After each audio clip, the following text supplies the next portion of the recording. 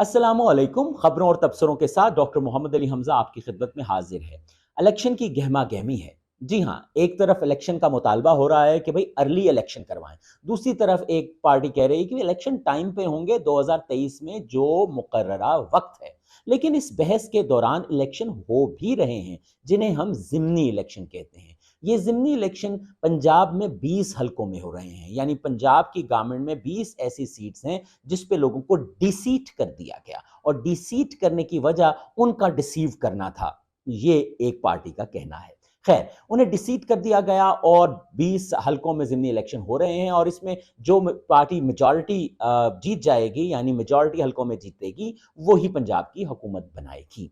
Election की इस गहमा गहमी में धुआंधार जलसे हो रहे हैं। उधर इमरान खान साहब अपने जलसे कर रहे हैं और अपनी स्ट्रीट पावर दिखा रहे हैं, दूसरी तरफ मरियम नवाज साहिबा अपनी स्ट्रीट पावर दिखा रही हैं, और दोनों जो हैं अपने अपने आर्गूमेंट्स दे रहे हैं। इमरान खान साहब कहते हैं कि जी उनकी हुकूमत को गिराया गया जिसमें अमेरिका की मुदाखलत यानी बैरूनी मुदाखलत थी, और उसका साथ देने वाले यही लोग हैं जो आज हुकूमत में बैठे हैं, जो इमरान खान साहब के मुताबिक और जो केसेस नैब में गए उसके मुताबिक वो चोर हैं और लुटेरे हैं, उन लुटेरों को हमारे सर पे बिठा दिया गया है। और इसीलिए अवाम का एक बड़ा जो हिस्सा है वो इमरान खान साहब के साथ है, क्योंकि वो खान साहब की इस बात पे मुत्तफिक है और मानता है कि इमरान खान साहब सच कह रहे हैं। दूसरी जानिब पाकिस्तान तहरीक इंसाफ के मुखालफिन जो हैं, चाहे उन्हें आप पीडीएम कहें या पाकिस्तान मुस्लिम लीग नून कहें, इन कॉन्टेक्स्ट ऑफ पंजाब, तो हमें लगता है कि उनका मुकदमा भी बड़ा सादा है। वो कहते हैं कि खान साहब ने मुल्क को दिवालिया कर दिया और मुल्क को किसी काबिल नहीं छोड़ा, और इस वजह से हम वापस आए हैं, और इमरान खान साहब का दोबारा आना इस मुल्क को और तबाही की जानिब ले जाएगा।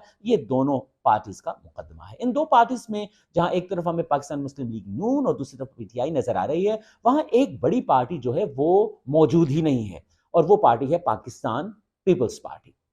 अब आप बड़ा सादा अंदाज में ये तो कह सकते हैं भाई पाकिस्तान पीपल्स पार्टी का पंजाब में क्या लेना देना, उनकी भी तो एक सीट नहीं थी, तो वो अब किस लिए लड़ेंगे।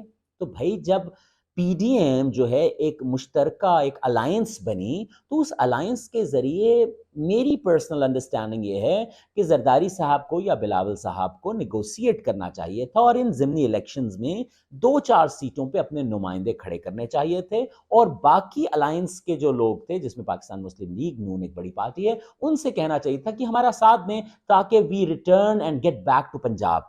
क्योंकि पाकिस्तान पीपल्स पार्टी का ये कहना है कि हम एक कौमी जमात हैं, सो अगर कौमी जमात हैं तो पंजाब में उनकी गैर मौजूदगी जो है, और खुसूसन ज़िमनी इलेक्शन में भी गैर मौजूदगी, हालांकि उनके साथ पीडीएम में बाकी पार्टीज हैं, समझ से बाहर है। इसका मतलब निगोसिएशन कामयाब नहीं हुए या इस तरफ तवज्जो नहीं दी गई। लेकिन चलें, ये बात तो होती रहेगी। आप ये वीडियो जब देख रहे होंगे तो ज़िमनी इलेक्शन जो 20 हलकों में पंजाब में हो रहे हैं, उनमें वोटिंग्स हो रही होंगी, और आप सब के ज़हन में एक बात होगी, इलेक्शन का नतीजा आ गया। क्योंकि आप सब मुंतज़िर होंगे, आप जिस पार्टी से भी ताल्लुक़ रखते हैं, जिसके साथ भी आपके एहसासात और जज़्बात जुड़े हैं, आप चाहेंगे वो पार्टी जीत जाए, और उसका फ़ैसला नताइज पर होगा। और जब नतीजा आएगा तो एक पार्टी जश्न मनाएगी जो जीतेगी, और एक पार्टी इल्ज़ाम लगाएगी जो हारेगी। विच साउंड सो स्ट्रेंज। हालांकि एक पार्टी को जीत की खुशी मनानी चाहिए तो दूसरी पार्टी को उसको मुबारकबाद देनी चाहिए, but that requires political maturity. और अब पॉलिटिकल मेच्योरिटी की बात करें तो सिविलियन गवर्नमेंट्स जितनी हैं वो कहती हैं कि भाई हमें मौका ही कितना दिया गया पिछले 75 सालों में कि हम पॉलिटिकली मेच्योर हो जाते। Oh my God.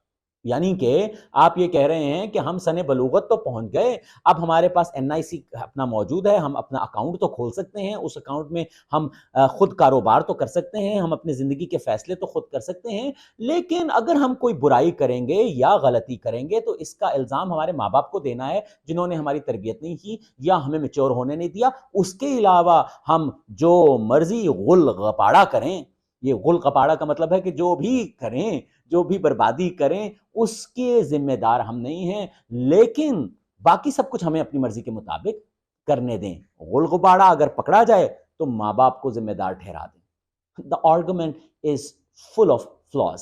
बिल्कुल ही, वो कहते हैं ना फैलिसीज ऑफ एन आर्गुमेंट, तो ये एक आर्गुमेंट की बहुत बड़ी फैलिसी है कि आप अपने आप को पॉलिटिकली मैच्योर इसलिए नहीं कहते क्योंकि आपको मैच्योर होने नहीं दिया गया।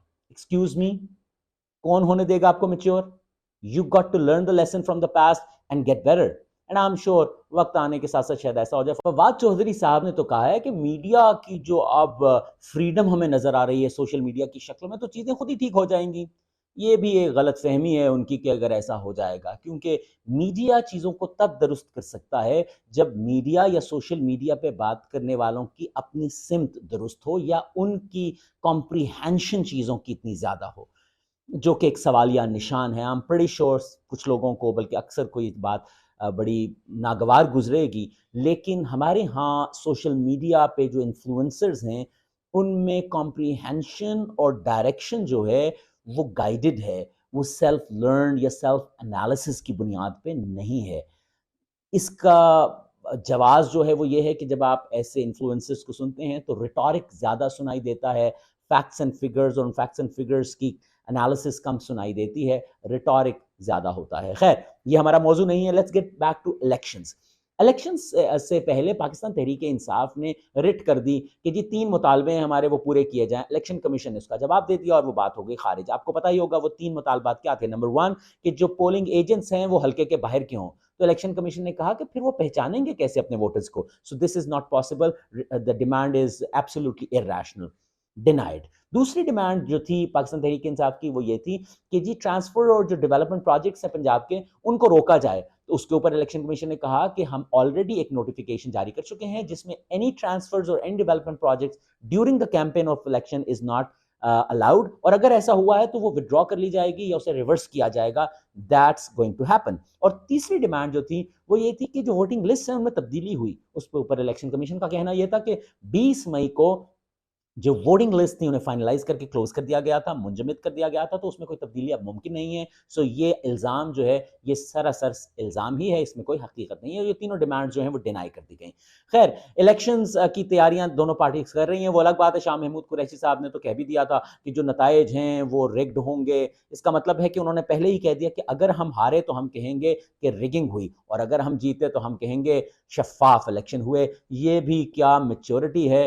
اگر شاہ محمود قریشی صاحب جیسے باوقار اور بہت ہی نپی تلی بات کرنے والے جو ہیں وہ بھی پولیٹیکل میچورٹی کا اظہار اس طرح کریں گے تو نئے آنے والوں کا کیا ہوگا؟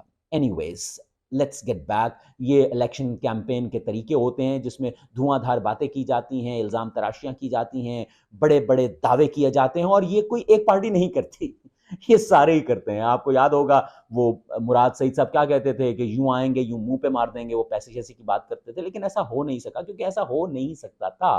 وہ نواز شریف صاحب کا مجھے 2013 کا آخری وہ یاد ہے جس میں انہوں نے کہا تھا کہ چاہتے ہو نوکریاں، چاہتے ہو یہ تو ووٹ آس، اور اس کے بعد کون سی نوکریاں اور کون سی چیزیں۔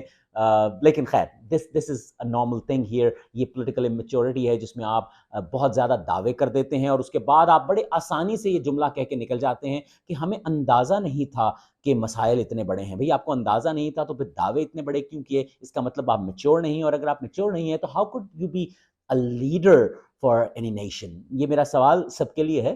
اینی ویز، کوئی اسے پرسنل نہ لے اور مہربانی کر کے دشنام ترازی جو ہے یعنی گالم گلوچ سے پرہیز کریں۔ Let's get back to pre rigging, election سے پہلے۔ اور اس کے اوپر ہم نے دیکھا کہ شہباز شریف صاحب جو ہیں پاکستان کے وزیر اعظم، وہ ٹی وی پہ آتے ہیں اور وہ 19 روپے پیٹرول سستا کر دیتے ہیں پر لیٹر، اور لگ بھگ 40 روپے ڈیزل جو ہے سستا کر دیتے ہیں۔ اب یہ فیصلہ عوام کے لیے تو بہت خوش آئند ہے، مطلب ڈیفینیٹلی پیٹرول سستا ہوا ہے تو ٹریولنگ تھوڑی آسان ہو جائے گی کیونکہ کچھ لوگ ریگولر ٹریول کرتے ہیں، چیزیں کچھ سستی ہو جائیں گی۔ لیکن آن دی ادر ہینڈ، کیا اس فیصلے سے جو کہ الیکشن سے کوئی 2 روز قبل ہوا، کیا الیکشنز پہ اثر نہیں ہوگا؟ کیا ووٹرز اب یہ نہیں سوچیں گے کہ ووٹ اسی کو دینا چاہیے جو اس وقت حکومت میں ہے تاکہ ہمارا کوئی بھلا کر سکے؟ تو کیا یہ پری ریگنگ کے اندر نہیں آتا؟ یہ میرا سوال ہے، اور میرا بحیثیت جرنلسٹ اور تھاٹ پرووکر یہی کام ہے کہ میں سوال اٹھاؤں، تو کیا یہ پری ریگنگ کے انڈر نہیں آئے گا؟ گو کہ اس میں عوام کا فائدہ ہے وقتی طور پہ، آگے خدا جانے کیا ہو، لیکن یہ بھی پری ریگنگ کے اندر آتا ہے یا نہیں؟ یہ سوال ہے، if anybody would like to answer۔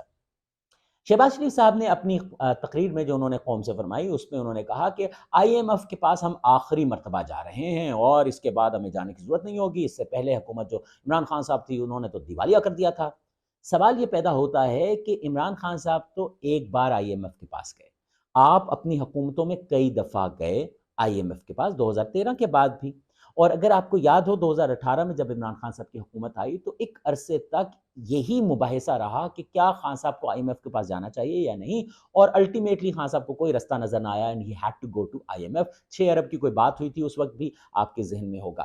لیکن کیا خان صاحب بیوقوف تھے کہ آئی ایم ایف کے پاس جاتے؟ اس کا مطلب ہے کہ اس سے پچھلی حکومت جو خان صاحب کی 2018 سے پہلے کی حکومت ہے، اس نے بھی تو معیشت کا دیوالیہ کر دیا تھا، اکانومی کا دیوالیہ کر دیا تھا، کہ ایک بندہ آ کے مجبوراً آئی ایم ایف کے پاس جا کے قوم کے سامنے اپنے آپ کو یو ٹرنر مشہور کرتا ہے۔ ہم کہتے ہیں نا خان صاحب یو ٹرن لیتے ہیں، یو ٹرن لیتے ہیں، اور خان صاحب نے اس کے اوپر بڑا سادگی سے جواب دے دیا کہ میں اتنا ضدی نہیں ہوں کہ قوم کے مفاد کے لیے یو ٹرن نہ لوں، تو وہ یو ٹرن اچھا ہوتا ہے جو قوم کے مفاد میں ہو۔